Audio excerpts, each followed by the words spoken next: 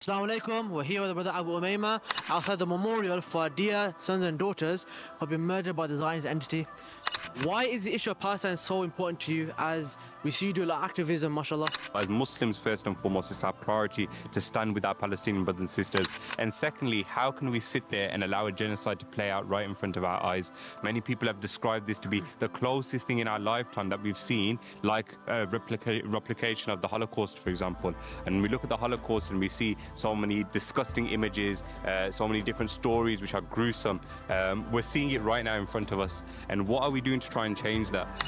Many of us will be getting on with our daily lives. Many of us will be pretending like everything's normal. But now it's gone beyond the point of normal. It's desensitizing our people, where we're used to seeing bodies being chopped off. We're used to seeing limbs and bones being thrown on the streets. We're used to seeing buildings being destroyed.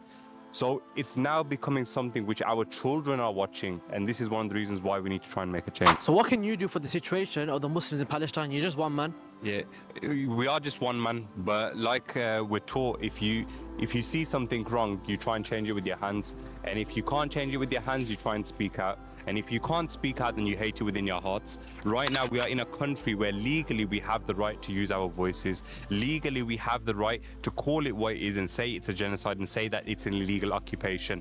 Now, yes, protesting is one form. We obviously have dua, which is the most important form. We have charity, we have our ibadah. Most importantly, uniting as a community. And we look at the Muslim community, and why is it so divided? It's so divided because a lot of us are either fighting, we're too worried about our homes and our bills, we're too worried about our land back home.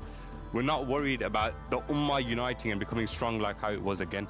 So if we can all unite, whether it's through protesting, whether it's through fundraising or whatever it is, we're just making sure we're doing something, because once you stop, that's when the illegal occupation will continue. What keeps driving you to continue what you do for Palestine? Last week, I saw a father on TikTok who was saying, Alhamdulillah, my son is a shaheed, and he was smiling because he said, this is a reality for us. There's no point us crying anymore, because we know that death is going to come. We know that death is falling on our doorsteps every single second we step outside the house. So the fact that they're so resilient, the fact that they're still smiling, and they have that belief in Allah to say, we will continue to fight, we will continue to stay strong, but the rest is for Allah. It shows us that why are we giving up, and it shows us that we are the weak people and they are the strong ones. So if we want to be like the Palestinians, we must, number one, continue to stay strong on our deen. We must continue to stay close to Allah. And number two, we must make sure that we are also staying positive, because if we're not staying positive, and if we're not thinking that inshallah we will see a free Palestine, then we will never have victory in our lifetime. We've seen a couple of months ago when our brothers and sisters in Syria were celebrating.